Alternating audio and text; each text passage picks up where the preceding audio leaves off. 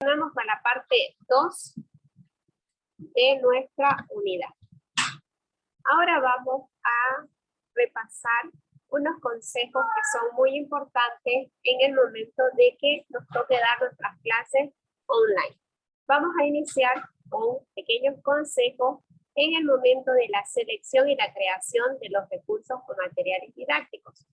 Si bien este diplomado tiene el objetivo de que los maestros tengan esa posibilidad, ese conocimiento que les permita crear recursos y materiales didácticos, es importante que tengamos en cuenta estos 6 aspectos. Número 1, es importante que vamos a, como maestros, crear materiales, pero que estos materiales promuevan la autorregulación de los aprendizajes. Esto quiere decir que el material que yo cree debe estar orientado a un objetivo.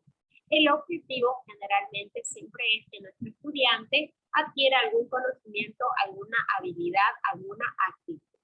Entonces es importante que nuestro material sea acorde con este objetivo.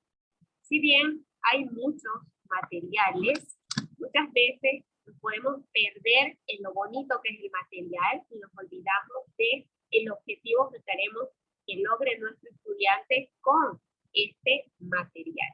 Por eso es importante que el aprendizaje sea autorregulable.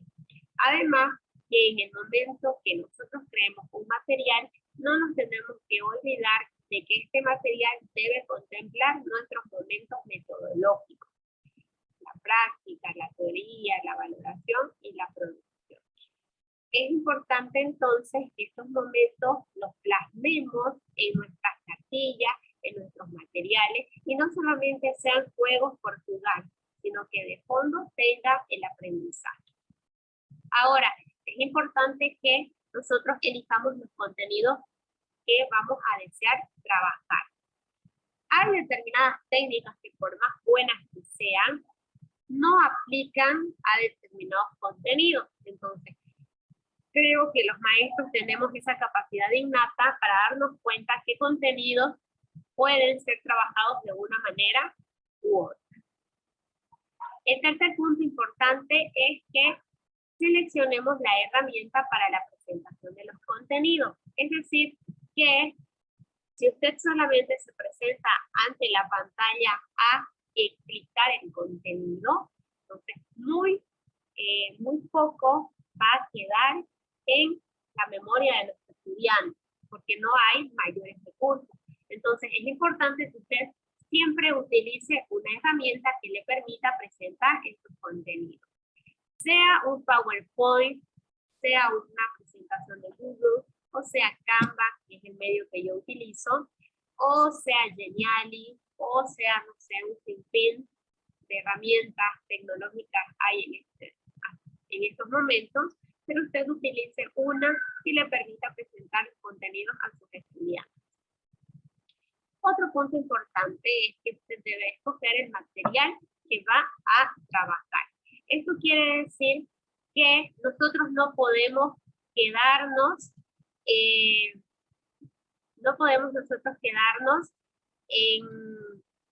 el simple evento de chicos, váyanse a la página 80 y hagan lo que ahí les diga. Entonces, no podemos hacer eso nosotros. En el caso de las cartillas que el ministerio está repartiendo, se va a repartir, nosotros de seguro no podemos llegar a nuestros estudiantes y decir, bueno, hoy hacen el tema 1 de la cartilla y nosotros mismos no sabemos ni qué es lo que ellos van a trabajar. Entonces es importante que siempre estemos trabajando nosotros con el conocimiento del texto mismo, de las palabras que se escriben, de los enlaces, imágenes, videos y entre otros. Hablando de las cartillas, vemos que se nos presentaban códigos QR, otros enlaces a videos, y de repente que el maestro no sabe ni qué es lo que dice ese video, ni a dónde lleva ese enlace. Entonces es importante que elijamos bien los materiales que vamos a trabajar. Y de acuerdo a eso nosotros podemos seleccionar qué se aplica a nuestra población estudiantil y qué no. Entonces ahí está la pericia del maestro en el momento de la elección de estos materiales. Ahora es importante que cuando usted cree un material, este material tenga una secuencia lógica, es decir, que tenga una coherencia. Hay actividades que no tienen nada de relación con nuestro tema. Entonces, es muy importante que haya como que un hilo conductor.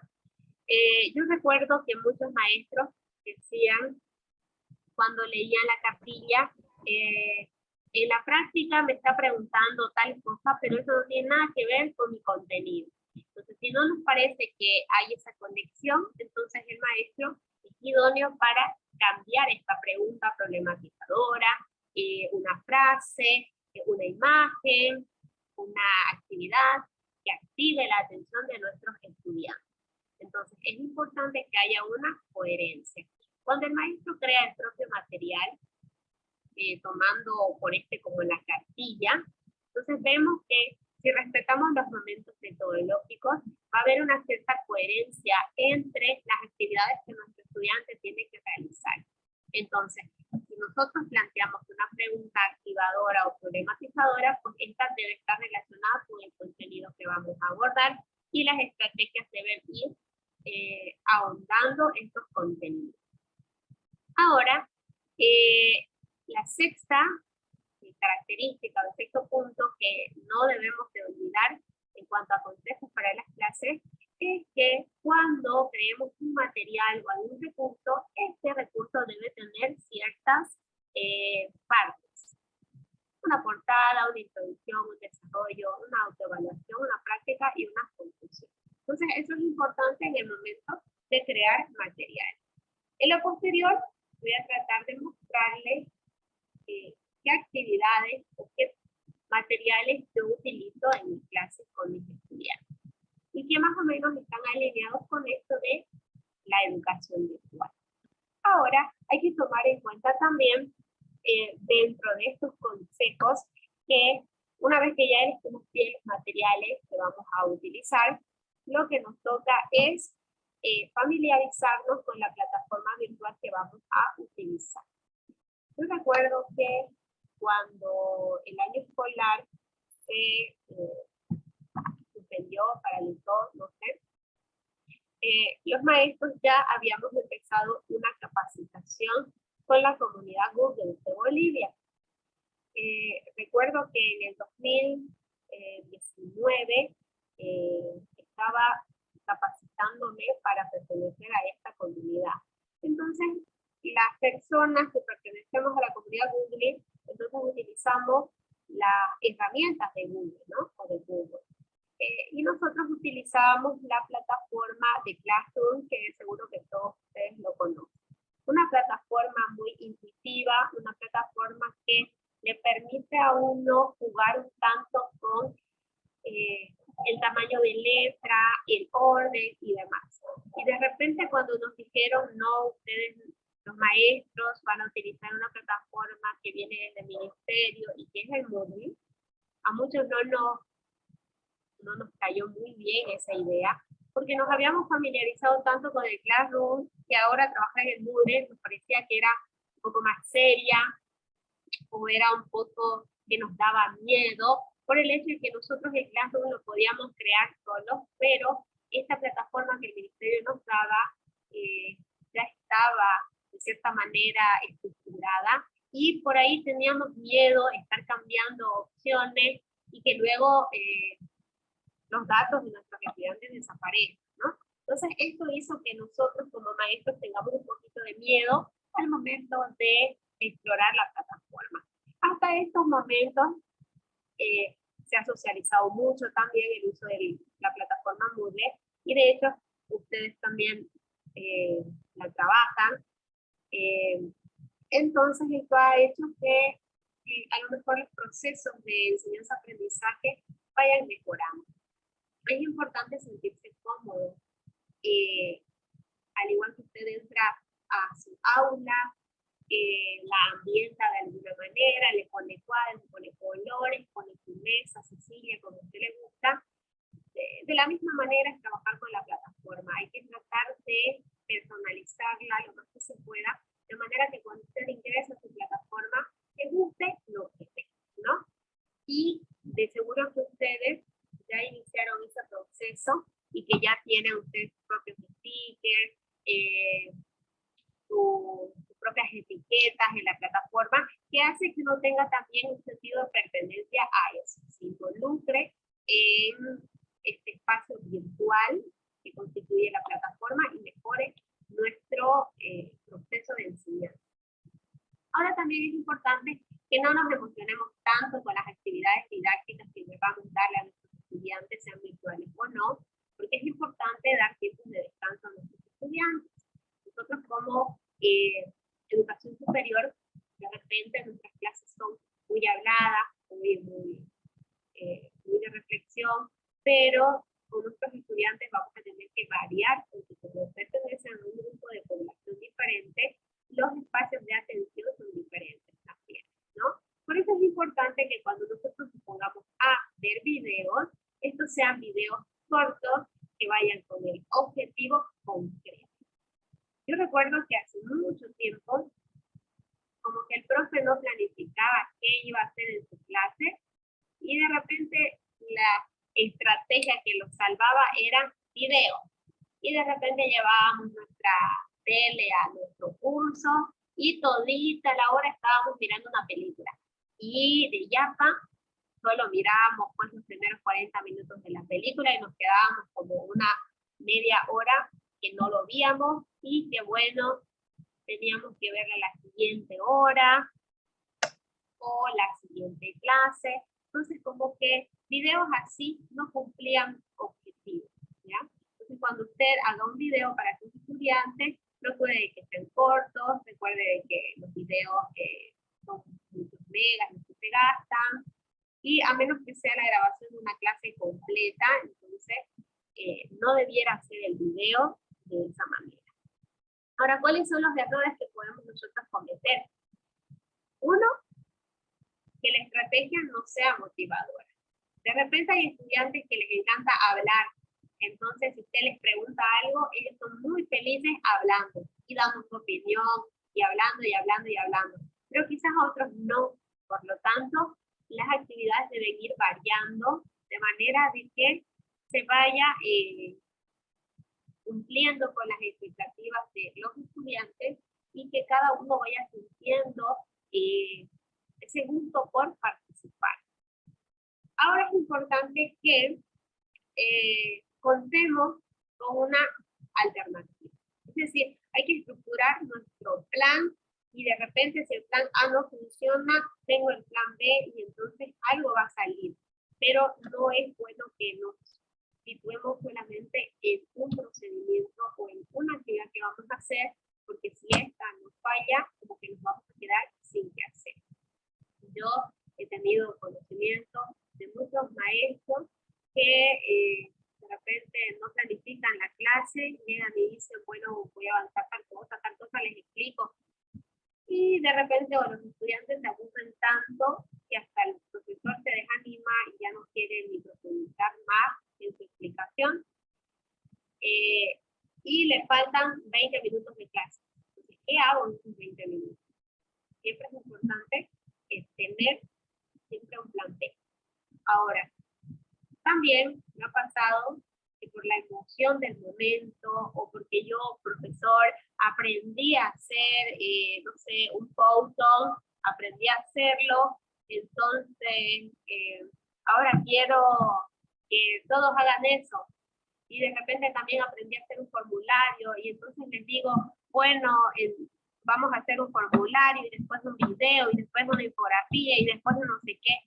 Estamos sobrecargando a nuestros estudiantes y estamos saturándolo, ¿no?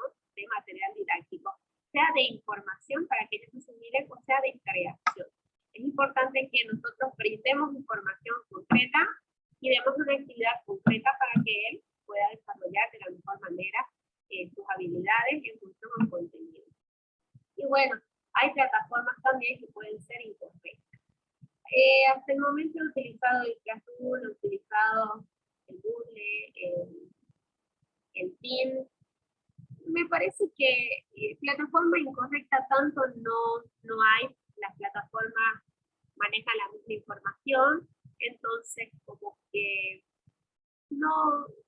habría tanto problema en el uso de la plataforma si la trabajamos y nos familiarizamos con ella. Ahora nos vamos a la actividad. Recordemos entonces que para la actividad de hoy tenemos que elegir nuestras dos metodologías, nos vamos a elegir dos técnicas, dos instrumentos. Entonces veamos de qué tratan estas técnicas de enseñanza. En el texto de la semana nos dice que las técnicas de enseñanza son estas que muestro en la pantalla. La primera, llamada aula invertida o flipped classroom. El APB, que es el aprendizaje basado en proyectos, y el aprendizaje cooperativo. Entonces, ahí vamos viéndola, a ver cuál de ellas se puede aplicar a nuestra especialidad, a nuestra área, y veamos a qué curso podemos ir aplicando una de estas, porque nuestra tarea es que justifiquemos el por qué algunas de estas técnicas de enseñanza nos pueden ser útiles. Bien, ¿qué es el flipped classroom? Bueno, su traducción es aula invertida. ¿Y por qué es aula invertida? Bueno, resulta que en la clase tradicional, nosotros como maestros, vamos al aula, explicamos a nuestro estudiante el tema y le damos la tarea, y la tarea la hacen en la casa, ¿no? Y bueno, llega al aula, da la evaluación y demás. Entonces, ¿qué es lo que propone la clase invertida? Bueno, la clase invertida nos propone que lo hagamos al revés, que la explicación se la demos en video para que el estudiante la pase en la casa y que llegue al colegio y en el colegio con el maestro haga los ejercicios en la clase. Entonces, esa es la metodología del flipped classroom. Entonces, repasemos. En la casa, nuestros estudiantes van a preparar sus actividades, ¿no? ¿Cuáles son las actividades que tienen que hacer? En clase van a practicar, van a aplicar los conceptos y el maestro nos va a ir retroalimentando. Entonces, después de la clase, los estudiantes van a evaluar su entendimiento y lo que ellos pues entienden de su aprendizaje. Básicamente en esto consiste. Ahora, si nosotros queremos trabajar bajo este sistema de la aula invertida, debemos trabajar la producción de videos, ¿ya? Entonces, ¿cómo funciona el aula invertida? La exposición del maestro, esa magistral que realizaba en el aula, para que el estudiante luego haga la tarea en su casa. Entonces lo vamos a hacer al revés. El maestro hace el video en donde explica el contenido, da las instrucciones de cuáles son las actividades que va a realizarse, qué cosas necesitan para la actividad, y el estudiante llega a la clase ya con ese video del tema visto y va a realizar las actividades que el maestro le propone. Estas actividades las va a hacer en la clase, el maestro va a mirar qué está haciendo, cómo lo está haciendo y lo va a retroalimentar. Esta misma puede ser la evaluación o ya podemos utilizar una evaluación sumativa, una evaluación objetiva, pero lo interesante de esta metodología es que si el estudiante viene ya con el conocimiento del tema en la clase, vamos a poder aplicar esos conocimientos, sea a la vida, sea al contexto y demás. Entonces, esto es lo que nos propone el aula invertida. Ahora, nos vamos ahora con esta segunda metodología o técnica, el aprendizaje basado en proyectos. Aquí les presento unas imágenes en donde podemos ver de qué trata este aprendizaje basado en proyectos. Primero, tenemos a nuestros estudiantes. Estos estudiantes tienen que ser formados en equipos. Esos equipos van a tener una tarea. La tarea involucra contenido, involucra actitudes, comportamiento, etc. Ellos tienen que organizar, planificar, intercambiar sus ideas, luego van a buscar la información, van a realizar un análisis, van a utilizar la creatividad, van a producir algo y van a presentar su proyecto. Ese proyecto lo realizan ellos con colaboración de todos los integrantes. Presentan este proyecto, califican este proyecto. ¿Bien? Entonces, yo también les voy a mostrar cómo es que yo trabajo el aprendizaje basado en proyectos con mis estudiantes, de manera que se vaya materializando todo esto que veo. Ahora, estos 10 pasos son como guías que nosotros podemos utilizar en la implementación de esta metodología. Pero básicamente, resumido, es que usted le plantee una tarea a su estudiante. Esa tarea va a ser el proyecto a realizar. Para realizar ese proyecto, ellos tienen que investigar algún tema, pero no se van a quedar solo con investigar ese tema, sino que deben de producir algo con respecto a ello. Y cuando ya producen ese algo, van a conocer a toda su clase y luego realizan un proceso de autoevaluación de todo lo que han realizado. Y esto también les sirve para evaluar a el docente. La tercera viene a ser el aprendizaje cooperativo. Estas metodologías, si bien están explicadas así de manera diferente, no se presentan así en la realidad, porque en la realidad podemos trabajar cooperativamente mientras hacemos un proyecto o mientras estamos con nuestra aula invertida. Entonces, lo que es importante tomar en cuenta en el aprendizaje cooperativo es que todos podemos colaborarnos para la resolución de un problema, para lograr un objetivo. Pero es importante que entendamos que cada uno de los miembros de nuestro grupo tiene diferentes talentos y que según eso puede trabajar. Aquí les presento algunos roles o funciones que pueden tener los integrantes del grupo. Necesitamos siempre en un grupo una persona que coordine las actividades. Hay personas que tienen talento para eso. Luego siempre tenemos un secretario, alguien que escribe o alguien que habla en nombre del grupo. Eso es muy importante. También la persona que cuida el material y que además calma los ánimos, por así decirlo, cuando hay diferentes situaciones que pueden aparecer. Y el crítico, que va a ser el que controla que cada uno realice la tarea. Supervisa las tareas y gestiona el tiempo. Todas las funciones son importantes y todas van encaminadas a que se consiga un objetivo común. Ahora, aquí también les he puesto una imagen en donde vemos que es importante que el grupo tenga cohesión, es decir, esté unido. Ahora, para trabajar unidos, necesitan ellos tener lazos probablemente de confianza, ¿no? Entonces, cuando el grupo se tiene confianza, va a trabajar juntos, va a trabajar en equipo, no hay ese recelo por quién enseña a quién, y la elección de los recursos que van a utilizar. Entonces, bien sabemos la frase que el que enseña aprende, el que aprende enseña. Entonces, de eso trata el aprendizaje cooperativo. Ahora, tenemos también dos técnicas de enseñanza más. La gamificación y el aprendizaje basado en problemas.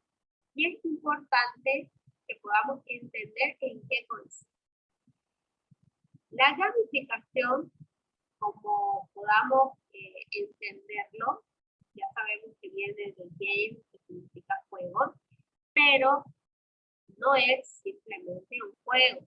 Es decir, si usted en su clase a su estudiante le hizo un Kahoot o le hizo un Quizzes, ¿será que usted está gamificando por haber realizado eso?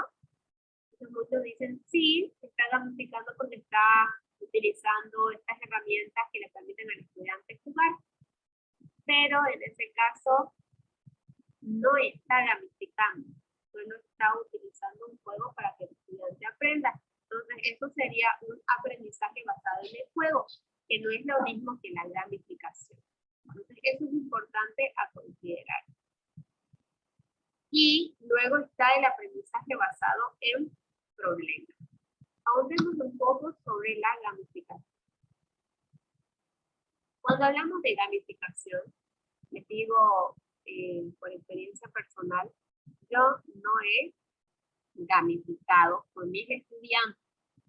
Sí les he hecho un Kahoot, sí les he hecho un Quizzes, sí les he hecho WordWall, pero eso no es gamificar. ¿Cuál es la diferencia? Cuando nosotros gamificamos, primero tenemos que tener en cuenta qué necesidad tienen mis estudiantes, ¿no? ¿Qué ambiente hay para que yo pueda trabajar la gamificación? ¿Será que tengo tiempo para diseñar? ¿Ya? Y generalmente los maestros tenemos un tiempo muy corto, entonces no podemos gamificar por esa situación. Y además es muy importante saber qué contenido usted va a gamificar. Ahora, si usted es un maestro que ha diseñado un proyecto de gamificación, ¿ya? Ha realizado todo un juego estructurado, en donde ha utilizado diseño de misiones, de retos, ha tomado en cuenta cómo va a evaluar a esos estudiantes, sea, por ejemplo, teniendo gemas, teniendo monedas, teniendo tarjetas, ¿ya? Entonces, eso es parte de la gamificación.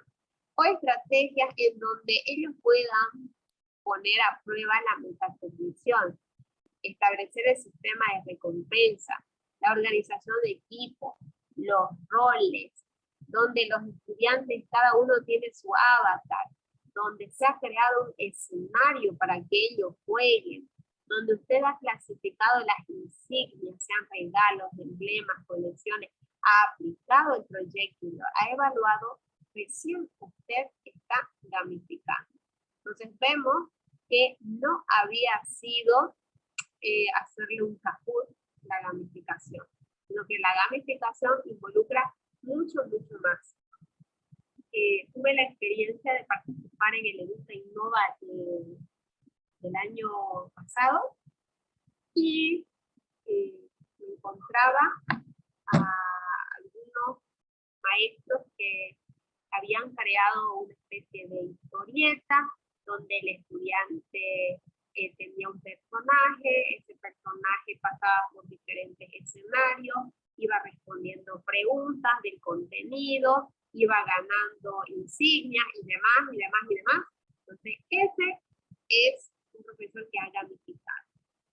Los que hemos hecho nuestro Kahoot, los que hemos hecho nuestro Quizzes, donde solamente han jugado un cuestionario, entonces estamos utilizando solo aprendizaje basado en el juego, no hemos logrado gamificar en general. Entonces, conozco experiencia de profesores de España que han gamificado y es muy interesante porque esta gamificación no solamente la hacen virtual a través del celular, sino que hay una ambientación del escenario dentro del aula, donde en la puerta se encuentran todas estas insignias y el valor de cada una de estas insignias.